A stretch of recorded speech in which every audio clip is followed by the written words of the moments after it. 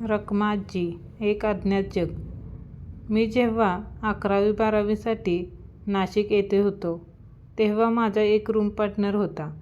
ही घटना त्याने मला सांगितली होती. गुरुनाथ पाटील, त्याचे वडील, त्यांच्या बाबतीत घडलेला हा किस्सा.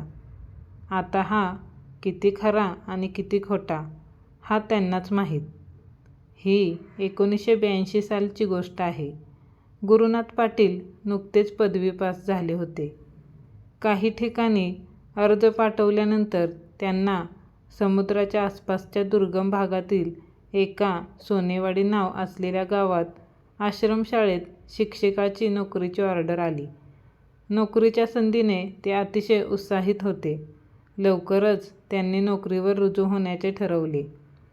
2 दिवसातच त्यांनी आवश्यक सामान एका लोखंडी पेटीत भरले आणि सोनेवाडीच्या तालुक्याच्या ठिकाणी पोहोचले. तिथून पुढे कोणतेही वाहन उपलब्ध नसल्याने त्यांनी डोक्यावर पेटी ठेवून पायपीट करत निसर्गाच्या सौंदर्याचा आनंद घेत सोनेवाडी गावाचा प्रवास सुरू केला. आजूबाजूला उंच उंच झाडांनी आच्छादलेले डोंगर, त्यातून वाहणारे पाण्याचे झरे आणि आकाशातून येणारे पक्ष्यांचे संगीत या सर्वांनी त्यांचे मन मोहित केले होते. निसर्गाने संपन्न अशा भागात पुढील आयुष्य जाणार या विचाराने ते आनंदी झाले होते. काही अंतर चालल्यावर मागून एक बैलगाडी आली आणि तिने त्यांना थोड्या वेळातच गावात पोहोचवले. सोनेवाडीला पोहोचताच त्यांनी शाळेत हजेरी लावली. हेडमास्तर वयोवृद्ध आणि शिस्तप्रिय होते. त्यांनी गुरुनाथ गुरुजींना सांगितले की त्यांच्या राहण्याची खोली अजून एका रिटायर्ड गुरुजींच्या ताब्यात आहे, ज्यांना 1 महिना अजून तिथे राहायची परवानगी दिली आहे. त्यामुळे त्या महिनाभरासाठी गुरुनाथ गुरुजींना गावात कुठेतरी दुसरी व्यवस्था करावी लागणार होती. वळून हेड गुरुजींकडे बघितले आणि एखादी खोली शोधून द्यायची विनंती केली. थोड्याच वेळात डोक्यावर पेटी आणि शाळेचा शिपाई घेऊन स्वारी गावाच्या दिशेने निघाली. शिपाई चांगला बोलघेवडा होता. गावात पोहोचेपर्यंत त्याने शाळेविषयी बरीच माहिती पुरवली.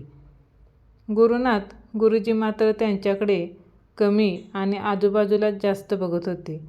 डोंगरात वसलेले ते गाव, लाल मातीच्या अरुंद वळणदार रस्त्यावरून चालत असताना बाजूला असलेल्या झाडांच्या सावल्या आणि मधूनच कानावर येणारे पक्ष्यांचे मधुर आवाज मन प्रसन्न करत होते. गावात पोहोचल्यावर त्यांचा तांडा हळूहळू पुढे सरकत होता. सगळी घरे एकसारखीच दिसत होती. कुडाच्या भिंती, त्यावर मातीचा लेप आणि वर गवताची छपरे. फक्त आकारमानात थोडाफार बदल. आता यातील कोणत्या घरात राहायची वेळ येते देव जाणे. गुरुनाथ गुरुजी मनातच विचार करत शिपाई कुठे घेऊन जातो हे बघत त्याच्या मागे चाललेले होते. गावच्या शेवटी जाऊन एका चांगल्या मोठ्या घरासमोर तो थांबला. घर अगदी तसेच, फक्त आकारमान थोडे मोठे होते. त्याने रखमाजी, ओ रखमाजी, आहे का घरात म्हणून आरोळी दिली. थोड्याच वेळात हिरवे लुगडे आणि खणाची चोळी घातलेली एक आजीच्या वयाची स्त्री बाहेर आली. वय जरी जास्त दिसत असले तरी हालचाली मात्र वेगवान होत्या. आवाज एकदम मायाळू. शिपायाने सर्व काही तिला सांगितले आणि 1 महिना गुरुनाथ गुरुजींना तिच्याकडे ठेवून घ्यायची विनंती केली.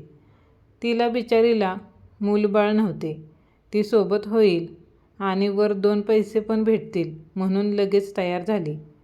थोडके जेवणाचे पैसे ठरवून त्या क्षणाला गुरुनाथ गुरुजी रखमाजींच्याकडे भाडेकरू झाले. दिवस चांगले चालले होते. गुरुजींची शाळा रोज सुरू होती. घरी असल्यावर रखमाजीला मदत करणे आणि बाहेर खाटेवर पडून वाचन करणे असा त्यांचा नित्यक्रम ठरलेला होता. रखमाजीला मूलबाळ नव्हते. ती आता गुरुनाथ गुरुजींलाच मुलासारखे जीव लावू लागली होती. तसे तिच्याकडे कोणाचे आणि तिचे कोणाकडे येणे जाणे दुर्मिळच होते.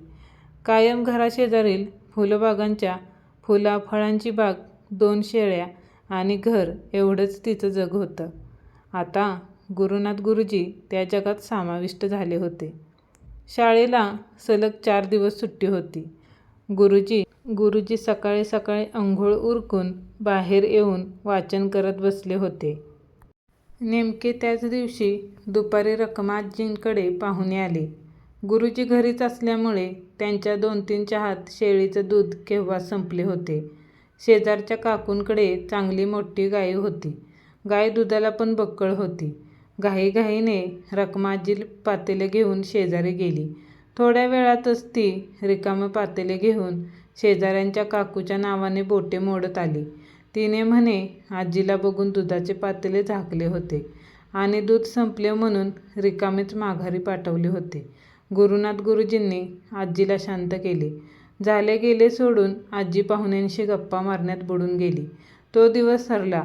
आजीचा राग निवळला होता. त्यामुळे गुरुजींनी विषय काढला नाही.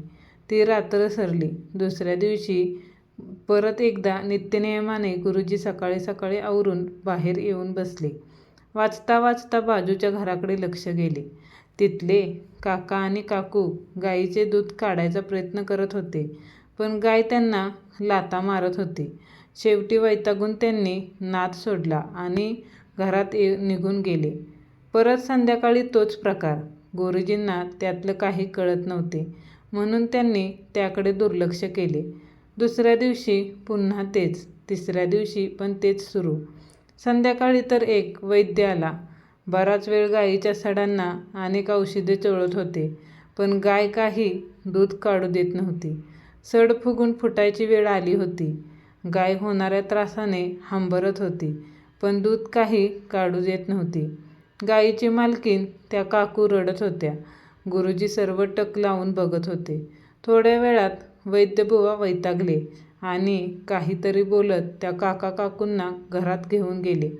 काही वेळानंतर ते माघारी जाताना दिसले. अंधार पडत आला होता.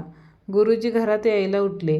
गुरुजी, ओ गुरुजी, वाईच इकडे येता का? त्या शेजारच्या काकांनी गुरुजींना हाक मारली. गुरुजी त्यांच्याकडे गेले. गुरुजी, आजींना एक विनवणी करसाल का? काका म्हणाले. काय विनवणी करायची आहे आणि का? गुरुजींना काहीच कळेना. अहो, त्या दिवशी ह्या येडीनं घरात दूध असून आजींना परत पाठवले. त्यांच्यामुळेच आता 3 दिस झाले गाय पार मरायचं वखत आलाय, पण दूध काय देईना. काका तळमळीने बोलत होते. अहो, मी एक गुरुजी आहे आणि आजी काय करतील याच्यात? त्या पण काही डॉक्टर नाही. आजीला किंवा एखाद्या वैद्याला दाखवण्यापेक्षा तालुक्यावरून डॉक्टर बोलवा. गुरुजी घराकडे निघत निघत बोलले. तेवढ्यात तो पटकन उठला आणि गुरुजींचा पाय धरून रडायलाच लागला. गुरुजी, असं नका करू. तुम्ही फक्त एकदा आजीला सांगा, चूक झाली म्हणा आमची, पुन्यांदा नाही होणार असं सांगा आणि माफ करायला लावा. बोलताना तो पाय काय सोडत नव्हता. ए मंगे, आण ते दुधाचं भगुलं. गुरुजी, हे घेऊन जावा आणि फकस्त एवढी विनंती करा आमच्याकडनं आजीला. दुधाने भरलेले पातेले गुरुजींच्या समोर करत तो बोलला. गुरुजींना तर काहीच अर्थबोध होईना. ते कसे तरी त्यांना टाळत घाईघाईने घरी पळून आले आणि एका कोपऱ्यात बसले. रखमा आजींनी त्यांना भूक लागली का विचारले. ते नाही म्हणाले. त्यांना एकतर अजूनही काही अर्थबोध होत नव्हता. कुठं गेलं तरे इतका वेळ? तुला सांगितलंय ना, अंधार पडल्यावर जास्त बाहेर नाही भटकायचं, आजी मायाळू आवाजात दटावत बोलली. गुरुजींनी घडाघडा घडलेले सर्व सांगितले. बोलणे ऐकून आजी चिडेल आणि भांडायला जाईल अशी शंका होती गुरुजींना, पण बोलणे ऐकून रखमा आजी आले की नाही लाईनीत, मला पाहून पातेलं लपवतीत का असे म्हणत हसायला लागली. एक वेगळीच चमक तिच्या डोळ्यांमध्ये होती. आजी, काय झाले आहे नक्की? ते असे का म्हणत होते आणि आत्ता तुम्ही असे का बोलताय? मला काही सांगाल का? गुरुजी मेटाकुटीला येऊन बोलत होते. आजी पटकन उठत बोलली. तुला पाहायचंय ना कशी खोड जिरवली त्या दूधवाल्यांची. चल मग. घरातून एक पक्कड हातात घेऊन आजी तरातरा पुढे निघाली. गुरुजी घाईघाईने पळत निघाले. आजी थेट शेजाऱ्यांच्या गोठ्यात घुसली आणि त्या गाईच्या खुंट्याजवळ पकडीने जोर लावून एक खिळा बाहेर काढला. गुरुजी गाईजवळच उभे होते. खिळा निघताच गुरुजींच्या पायावर कसले तरी थेंब पडायला लागले. गुरुजींनी खाली वाकून बघितले. गाईच्या सडातून दुधाच्या धारा लागल्या होत्या. आजी त्याच्याकडे बघून हसत होती. गुरुजी अचंबित होऊन कधी आजीकडे तर कधी दुधाच्या धारांकडे बघत थरथरत होते. ती रात्र कशीबशी काढून दुसऱ्या दिवशी गुरुजींनी 8 दिवसाची रजा टाकली. परत येतो सांगून सामान घ्यायला पण आले, परत गेले नाहीत. सध्या ते एक बस कंडक्टरच्या नोकरीतून निवृत्त होऊन आयुष्याचा आनंद उपभोगत आहेत.